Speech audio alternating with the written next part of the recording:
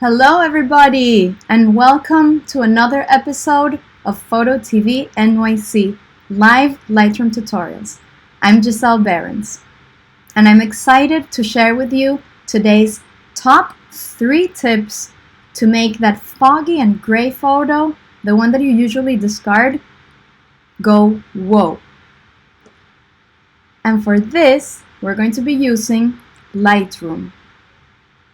So, I just started this channel to help out everybody and all of the photographers out there that want to become more professional and that want to use this privileged time that we're having right now in these difficult times in order to advance their skills and abilities, specifically with Lightroom for now. This tutorial is for photographers that are already familiar, at least basically, like have a basic understanding of Lightroom. I will be doing a different course starting from scratch of how to use Lightroom, what is Lightroom, and how does it make our lives easier, happier, and more organized. For now, we're going to continue over here.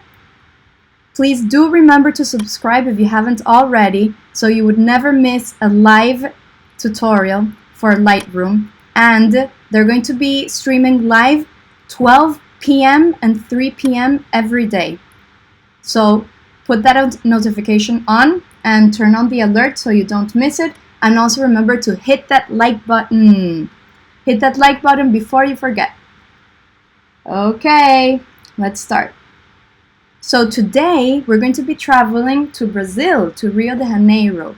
I was there a couple of years ago and I actually used my small camera. It was a small Sony camera.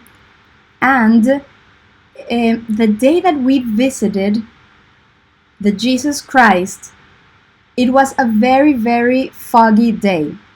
So unfortunately, we were not able to see him fully with all of the blue sky and the clouds. However, there was a photographer there that did a photo montage. And we did get to have a photo with the sky, with the blue sky and the amazing clouds. But if we took a look at the statue, at the sculpture, and we took a look at it for a very long time, and then waited and just prayed for the fog to leave, we had like 2 seconds where we were able to see him. So this photo is part of the 2 seconds, but of course it looks so gray and so foggy that maybe I thought that I could never use it. But thanks to Lightroom, we are able to edit this photo, and now you can download this photo as well. The original photo is below in the comment section, in the description section, and you can hit that link and it's going to download this original file.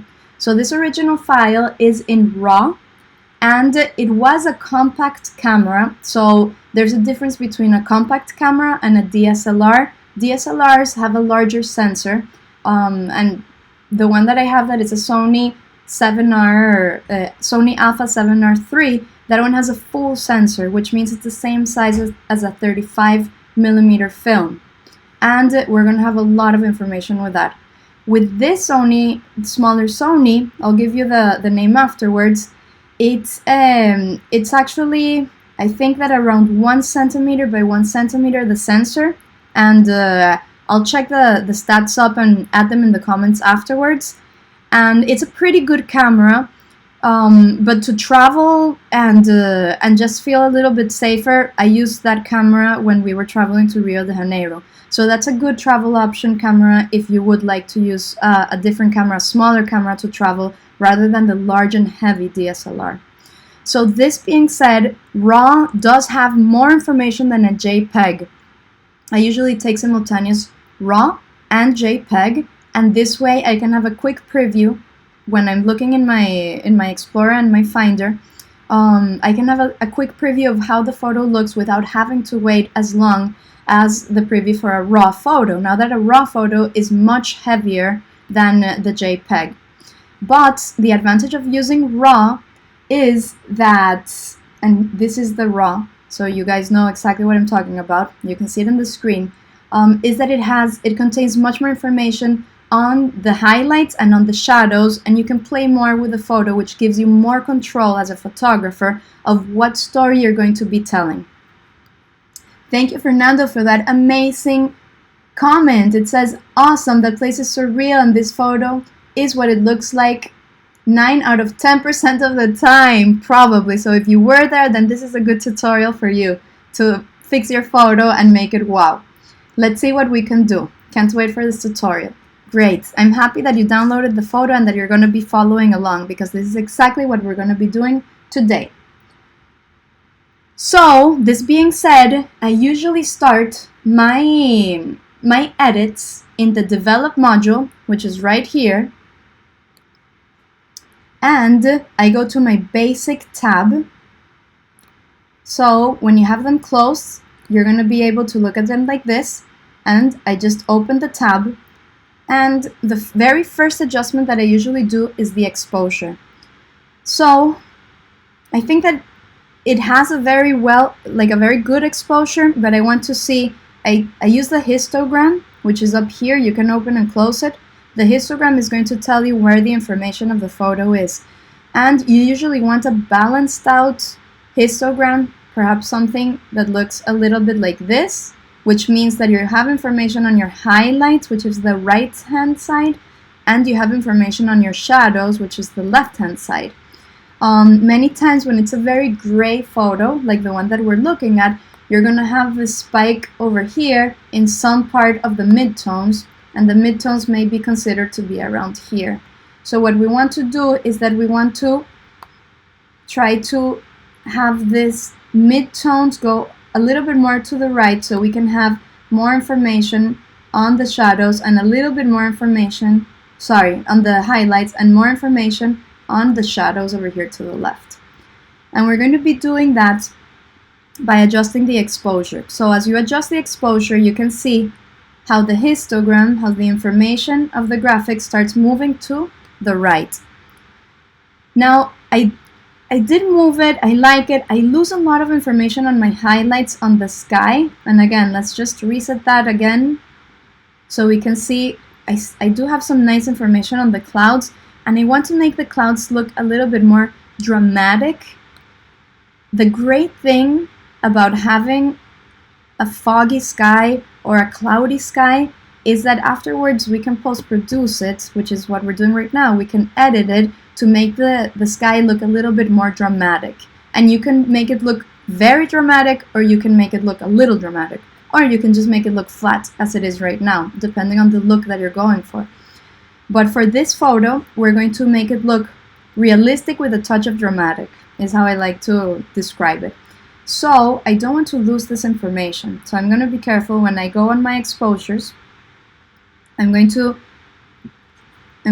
go higher up, but I want to make sure that I'm not all the way to the right. If I'm all the way to the right, then it goes completely white.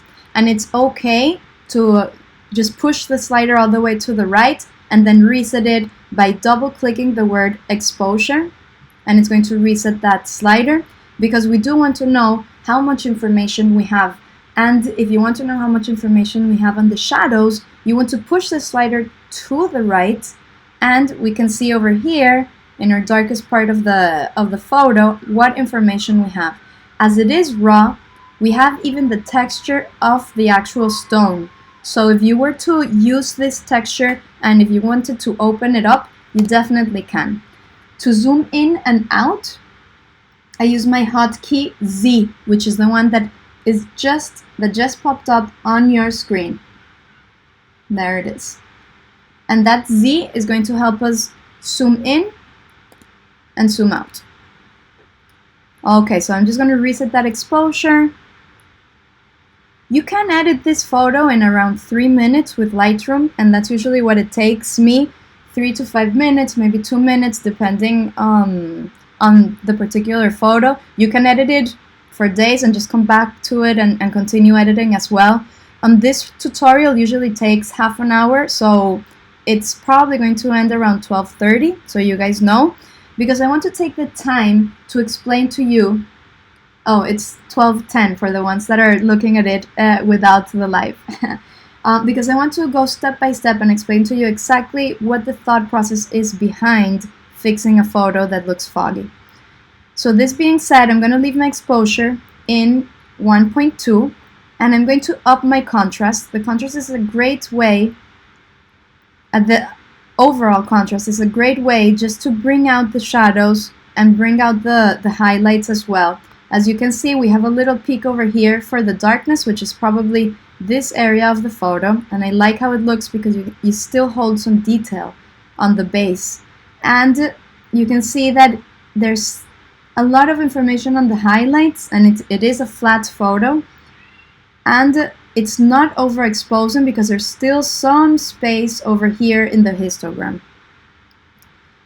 So this being said, we're going to use our presence, which is on the same basic module, and I usually like to work my way from the bottom to the top.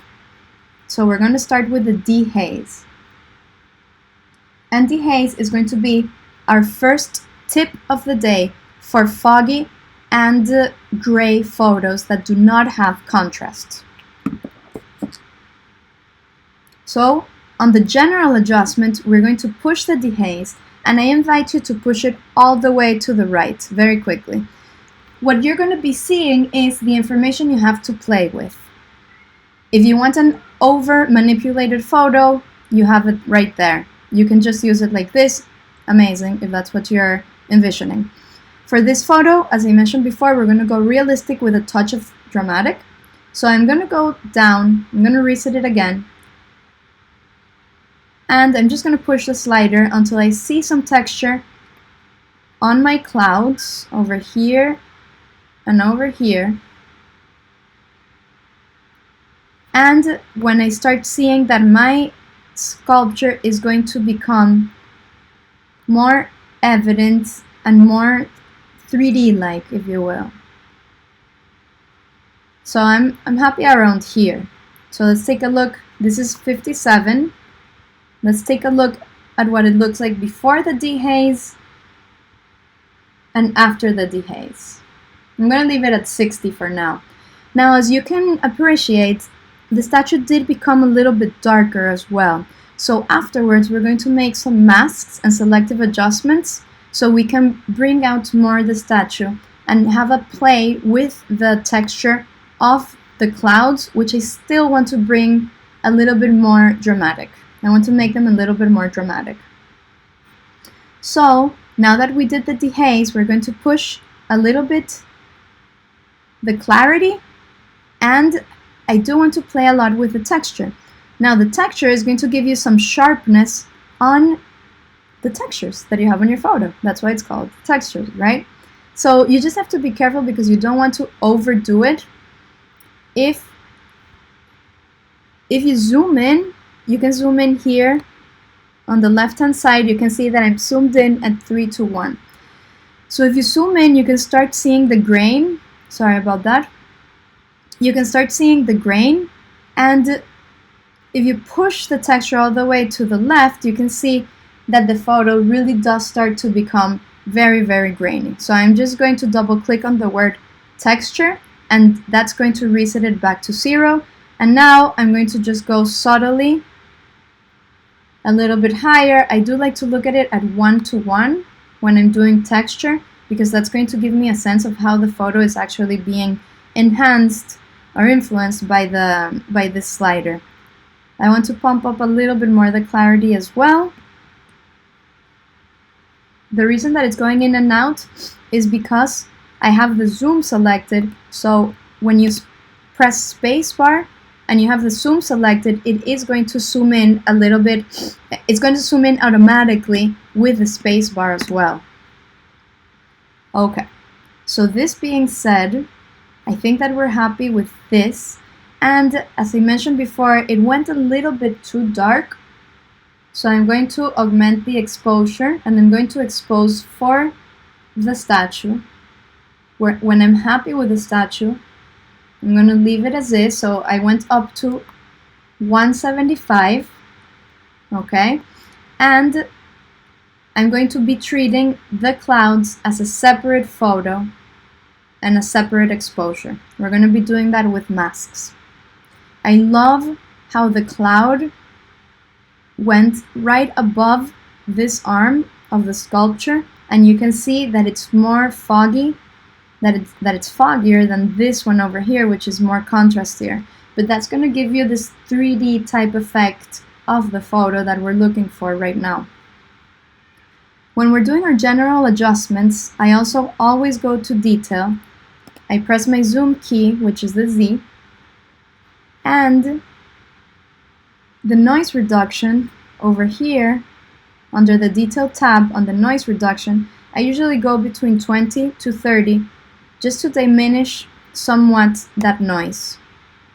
I want to eliminate it, but I want to keep the grain in the photo, because for me the grain, and in this particular photo, which is a little bit more flat than that it could be, it gives me, it reminds me of photography in the film age, and I like that feeling of the original photograph. So that's very personal, and you as a photographer can select if you like the noise, if you like the grain, or if you want it to be completely smoothed out. Just for the exercise, we're going to smooth it out. Over here, I want to bring your attention to this part of the sky, and we're going to get our slider of the noise reduction and just push it all the way to the right, and you can see how it completely makes the grain go away. It's going to give you a very pasty feel, and if you're looking for a painterly feel and you want this to look like a painting, that's a nice effect and a nice filter, like a little trick that you guys can do. For this one, we're going to leave it between 20 to 30. I'm going to leave it at 28 just because I want that photography look on this photo. So you can take a look and just drag that little hand all around to make sure that your photo is looking good in each and every pixel it has. So we're going to close up the detail, and now we're going to go to the lens correction. We're going to check these two boxes, and that's going to eliminate any distortion and vignetting that you have in your photo. That's the enable profile correction, and if you do have any chromatic aberration, it is going to automatically eliminate it. So for me, I just turn it on 100% of the times. Enable profile corrections, I usually toggle it and see which one speaks more to me as a photographer, depending on the story I want to tell with this particular photo.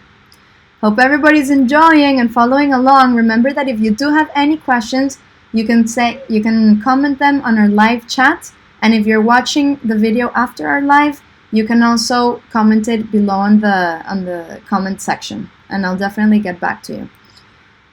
So, this being said, our general adjustments are ready.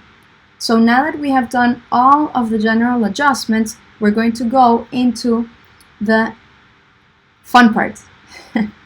We're going to go into the fun part, which is, for me, the masks and all of the selective adjustments.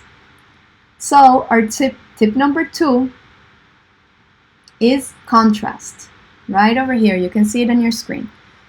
And for a foggy and gray photo, when it has a lot of haze, even though we already dehazed it over here with our dehaze tool, which is going to eliminate some of the fog, you still want to add contrast to make those blacks black and those highlights lighter.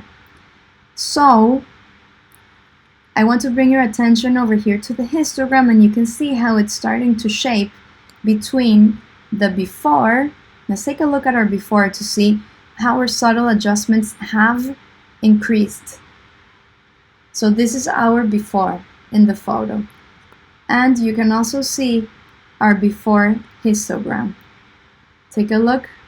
You see how it's starting to just slide more to the right because we're bringing up more lights, and the shadows are also starting to become more affected, and they're starting to just balance out, like flatten down on the curve.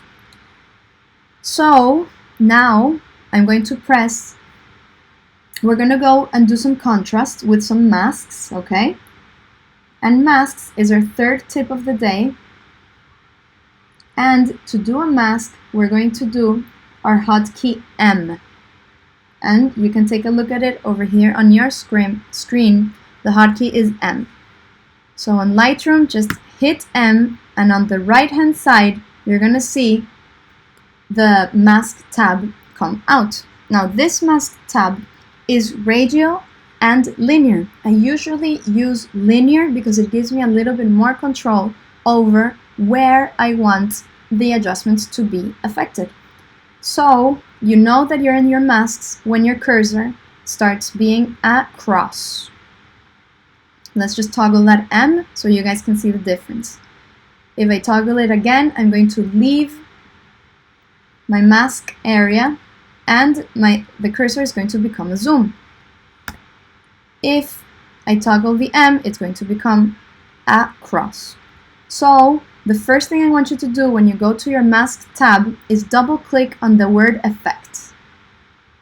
That means that if you have many effects, and I'm just randomly turning on some effects, if you have some effects with the sliders on, you want to reset those effects to make sure that you're not affecting the image in a way that you don't want to and that it's unintentional. They might be turned on from the last adjustment that you did to a different photo.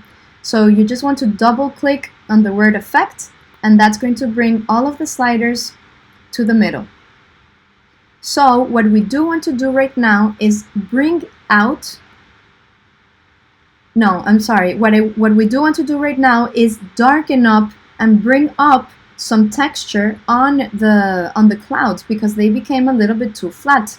So we're going to, my first mask is going to be dragged from the lower right hand corner all the way to the top left corner, and it's this way, okay? It's a little bit easier to see it visually. And if you press your O key, you're going to see this pink mask appear. The pink mask doesn't mean that you painted it pink. It means that whatever's pink is what is being affected. So you can see that there's a nice soft gradient going on, and we always want to do a nice gradient because if you do a harsh line and the gradient is too harsh, you're going to be able to see the difference between the adjustments that you do. So usually you want a nice and smooth feathered gradient. I'm just going to toggle off the O again, and we're going to bring our exposure lower. Or we're burning, right? For those photographers out there that have done burning in the dark room, here in the light room, we burn with exposure, with a negative exposure. And I think that I'm happy around there. You can go all the way down and it's going to start to become as if it was night. But right now we want to do a subtle adjustment because subtle adjustments are going to add up to give that wow effect to your photos. Now, the first tip was dehaze. I'm going to turn on the dehaze tip so you guys can see it there. And your dehaze slider is right here. On the same mask, we're going to augment the dehaze, and dehaze is going to bring the blacks lower, and it's going to give you a contrast on the textures that you have selected. Right now we have the cloud selected. So we can bring in our mask by dragging it a little bit more inside, and you can change the angle of the mask. The more outside you go of the mask, the easier it's going to be to turn. If you turn very close to the circle, it's going to go a little bit crazy and it's going to be more sensitive. So you just want to do an adjustment as far as you can from the actual dot of the mask and just test out how it looks. I'm going to drag it and feather it a little bit more. I feel that it's a little bit too dark for me, so I'm going to augment the exposure because the dehaze already gave me some darkness to the sky. But I love how the texture is starting to come out over here in the clouds, and we're going to be doing the same thing on the left hand side. So I'm going to, from my upper left corner, I'm going to drag the mask all the way to my lower right hand corner. And as you can see, the effect was already on because it grabs the last effect that you just used, and I did not reset it. If you reset it, you double click on the effect. If you reset it, you double click on the effect, and all of the sliders go reset as we did before. But in this case, it's just quicker to use the same effect because that's exactly what we were looking for. Now, I don't want this hand to go too dark, so there are two ways that we can go about that. We can either move this mask and then add another one here on the bottom, or we can just leave this mask like this and afterward use our paintbrush to bring out the details and just lighten up that hand. And that's the option that we're going to do for this.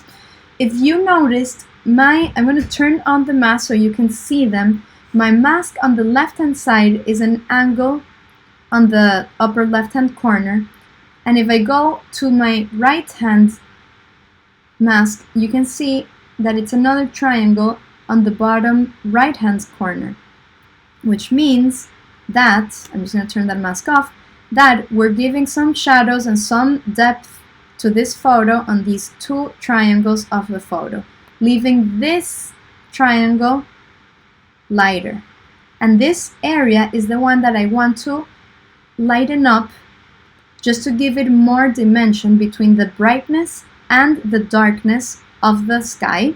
So we want to make our sculpture brighter to bring it out more to the viewer and to the spectator, because the story that we're telling is, hey, I went to Rio and I took a look at the Jesus Christ, which is an amazing sculpture. It's so magnificent. And I want you to come travel with me and take a look at this amazing dramatic sky and clouds that we see, but I want your eye to bounce between the darkness of the sky and how light our sculpture can be. So for this, we're going to press our hot key, which is K, and you can see it there on your screen. K is the hot key that is going to open up our paintbrush. So if I press K, you're going to see the similar adjustments and sliders that we can do on the paintbrush, and they're the same adjustments that we can do on the mask tab. But now we're going to have this amazing paintbrush, and you can actually use your brackets. So left brackets is a hot key to make your brush smaller. So if you press it, 1, 2, 3, 4, 5, you can see how it starts becoming smaller. And that way, it's much quicker to edit. As you can see, I love using hotkeys because for me, it's much quicker, and that's how you're able to edit this photo in 2 to 3 minutes. So if you want to start practicing your hotkeys, that's going to give you an advantage because time is money. So if you want to do it larger, you're going to use your right bracket, and you can see the key, the hotkey on your screen, and just press it many times or leave it pressed, and it's going to augment it. Right now we want to have a larger brush because we want to paint on the sculpture very realistically. This is why we did the darkness of the sky as 2 triangles, because we want to have a realistic view and not just a glowing sculpture out in the middle of the nowhere. Because if I add darkness over here, it's going to look as if it was glowing and the light is coming within it. No, we want to add a very natural lighting, as if the sun was hitting the sculpture on this direction. So this, we want to try to simulate light coming in on this direction, and that's going to give it a very subtle, realistic yet dramatic look to the photo, and the spectator is going to be feeling that they are understanding the story when they take a look at it, rather than if it's glowing, they're going to say, what? Wait a minute, from here to when does this type of material glow in the dark? So we're going to go to our adjustments, we're going to double click on effect as we did last time, and we're going to up our exposure. And I probably want to start around 1 point and just see Also, check out your brush, because the brush is really important. You don't want it to be at 100% flow, because it's going to go, like, your paint or your effect is going to be too harsh, you see? So I'm just going to Command Z, undo. I'm going to reset the flow and just bring it. I usually work 30, around 30 for flow. I like it to be subtle adjustments and for them to start adding up like layers, one on top of another, one on top of another. So then it's going to have a very subtle and realistic effect. The feathering is always nice. I usually have it at around 60. It's going to depend on the effect that you want, but on this particular case, because we want a soft and subtle sense of light, of sunlight that is coming in from here, from this direction, I'm going to leave the feathering like this, and the size we already talked about. So now that I'm happy with my brush, I'm going to start painting in some light. And as you can see, it's just very subtle adjustments. And I dragged it all the way to the bottom, and you can drag again and it's going to give you more light. And if you can see, I'm trying to just paint on this part of this photo, which I mentioned to you before. Now, it starts becoming, because we did add some light to the photo, the actual sculpture is starting to lose some of its contrast, which, if you remember, was tip number 2. Right there on your screen, you can see it, is the contrast. So on this same area, you can toggle your O button and you can see your mask. And on this area, we are actually going to add some contrast. So this contrast is only affecting the area with the mask. And you can see how the textures start becoming more alive. Also, I'm going to just toggle it on and off so you can see. Also, we can do an additional dehaze, which was another one of our tips, tip number 1, on the sculpture alone. And then that's going to give us more texture and more contrast on the actual sculpture, making it pop out more. So if we go back to our original photo, just to remember, because sometimes you can lose track of how it looked like before, this is where we started. I want you to take a look. Take a hard look at it. And this is where we are now. It looks like two completely different photos. So you can save those images that a compact camera or your cell phone camera or even a DSLR can give you when there's not much light. But you can still have an amazing photo when you do know how to edit it and when you know that subtle adjustments add up to give that wow effect to your photos. And that's the secret. That's our secret. So now that we did contrast, dehaze, and saturation, I still have a little bit of a question mark with this dark hand. I think it's just too dark. It went too dark. So I'm going to hit on the new. I'm still in my K and my paintbrush, and this is your paintbrush over here. And I'm just going to hit on new, and that's going to give me the new settings. You want to put your exposure in around 1. That's good. I'm going to make my brush smaller. Remember that. Your smaller hotkey is the left bracket. So I'm just going to paint in some exposure. I don't want it to be only on the hand because then it's going to start becoming a little bit too unreal. Now my highlights went too white and the shadows are still too dark. So I'm going to bring down my highlights on the area I just painted.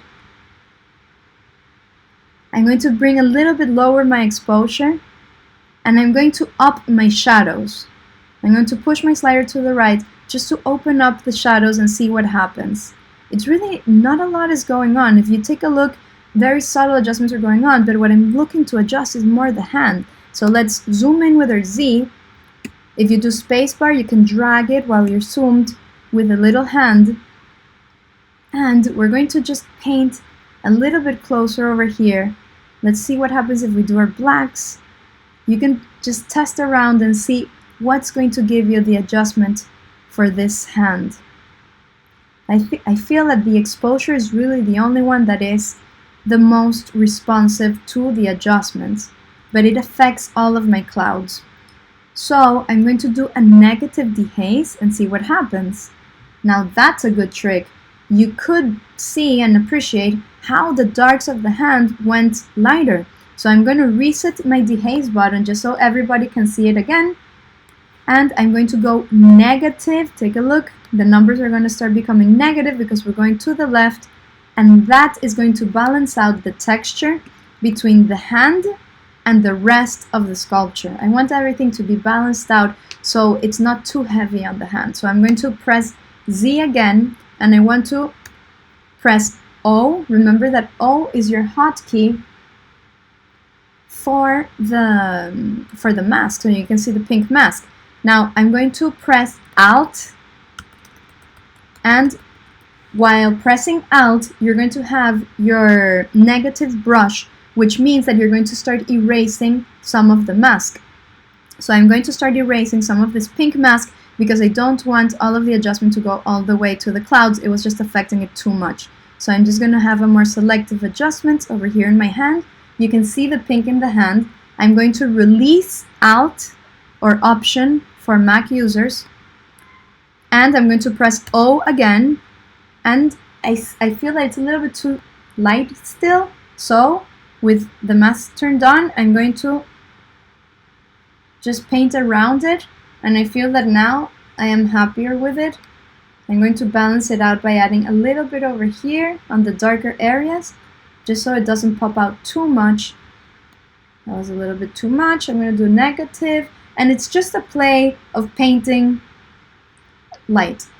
You're just going to paint light where you feel as a photographer, where you visualize as a photographer that there must be light, and when you feel that you want to reduce. That's burn and dodging. It's the same as in the darkroom, only that in Lightroom it's a much easier process. So thanks Adobe for that.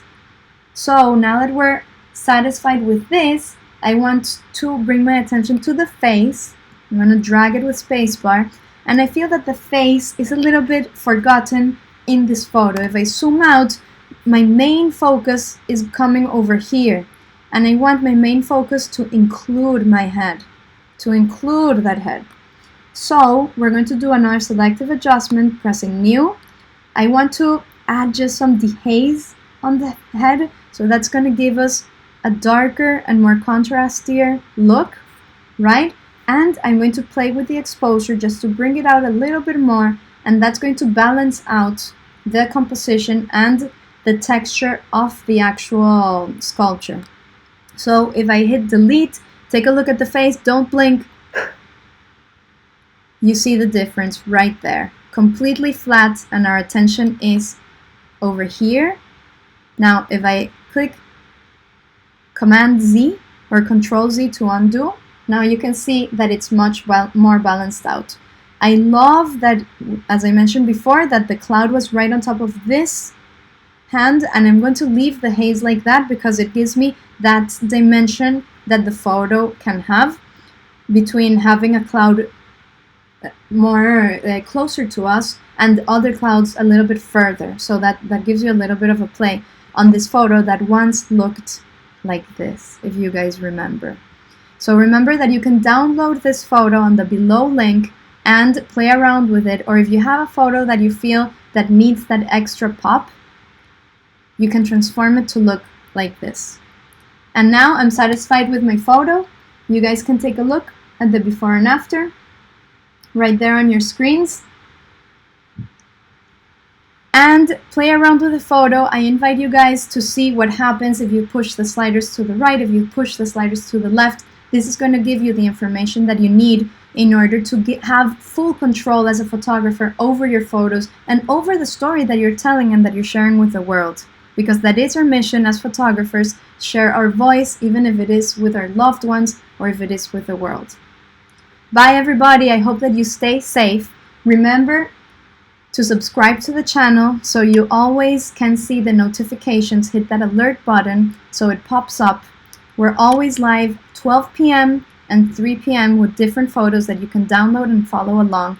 If you do have a photo that you'd like me to edit live as a tutorial, you can send it over to this email over here, right here, myphototvnyc@gmail.com, and I'll keep an eye out for it. We already have a few photos that we're going to be featuring next week, but if you send it over, you'll have a chance for me to edit it and see how amazing it actually can be with some adjustments from Lightroom. Hit that like button and we'll see you next time. Bye everybody, thanks for joining!